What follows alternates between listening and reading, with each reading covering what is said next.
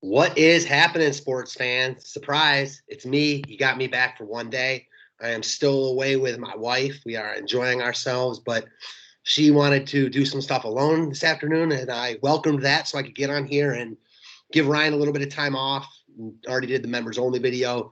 Now about to rock public for you guys, and write up will be out normal time for members. So I'm excited for this slate. I got a free entry tonight, a free ticket, so I'm playing it, and let's get it. Let me screen share this and go over the picks. I got two cash guys, even though I don't play cash, and two tournament guys that I think might be a little bit lower owned, one of them at least for sure. So pitching is definitely a bitch tonight, for lack of a better term. It is a struggle. There aren't great pitching options anywhere. A lot of guys are mispriced. It's just a weird slate in that regard. So the guy that I want to talk about, Kenta Maeda, not having an amazing year by any means, but coming off his best start of the year, had a really nice game in Kansas City against the Royals. Now gets to go back home facing one of the weaker offenses in the game, even though they've been more feisty over the last couple months. Detroit is still a matchup we're certainly not afraid of. We like picking on the Tigers. Maeda at 7K or 7,100, excuse me, just looks like a solid cog type in all formats. I don't expect, the 35 spot again, but I expect, somewhere between 17 and 22, enough where, you can win with him. You could probably win without him. It's just a matter of finding two other pitchers you like. So given our options, given the matchup, given how Maeda has looked, aside from that one start in Chicago against the White Sox, I feel comfortable with him in all formats. This is not a situation where I'm in love with Maeda and I'm telling you guys, you have to lock him in everywhere. If you like two other guys more, do your thing. But considering, again, the other options we're working with, I think Maeda is a really good look in all formats at 7,100. All right, moving on down. So starting with the first cash game guy, and again, you can use these guys in tournaments too. Philly's in a really good spot against Garrett Richards. Garrett Richards seems to be on his last legs, isn't locating much anymore. His stuff isn't really there. Philly's getting a ton of love, as they should. Real Muto is just way, way too cheap.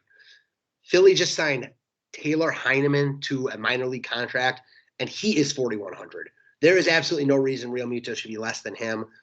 I mentioned this on the members only video. Real Muto is much, much more of a 5K player than 3,800. In cash games, he's one of the first guys you lock in. And in tournaments, he's a little bit of a risky fade.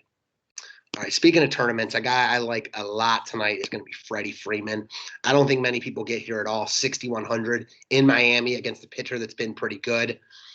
I like him. I think that Thompson, who, again, has impressed recently, he's made 4 or 5 starts, and he's been pretty good for the Marlins.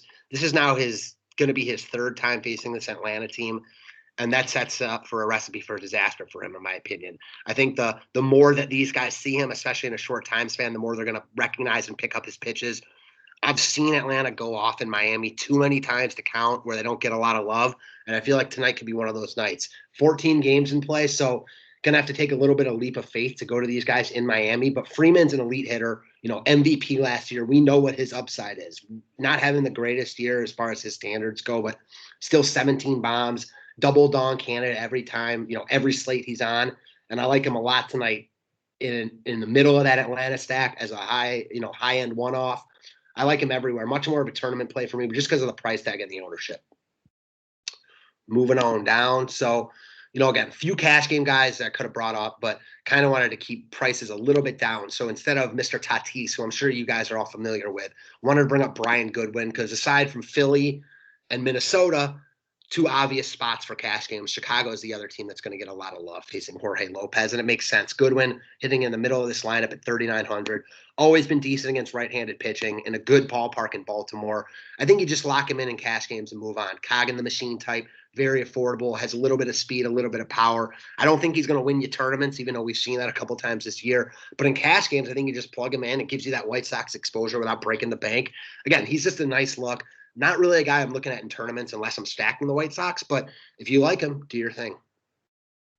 Last but not least, not sure how much love Soto gets. I don't think that Washington overall is too popular in San Francisco late game against Webb. That said, Ryan and I have talked about this a bunch recently, that Soto's hot streak was coming. Well, we're in it right now. 2 hits in each of the past 3 games, 2 walks in each of the past 2 games, 2 homers in those 3 games. He's just locked in right now, and this is who Juan Soto is. So again, Ryan and I talked a lot about it earlier in this year. Soto and Trey Turner, as high upside as any two-man, as any two-man combo in the game. And we're seeing it right now. Turner's on fire. Soto's on fire. These guys have big power. Webb was really good before he got hurt, but not completely buying that that's who he is going to be going forward. And I think Washington is a little bit sneaky here. I don't think you have to sell your soul and stack the entire Nationals lineup 1 through 9, but as a mini stack, as one-offs, I like these guys. And at 5,300, I think Soto gets a little bit of love because people know how hot he is, but without, too many people wanting to stack Washington in so many good spots on the slate, I don't think you're looking at a chalky Soto or anything like that. If you like him enough, I think you can play him in cash games, but more of a guy I'm looking at in tournaments, in that mini Washington stack or as a one-off.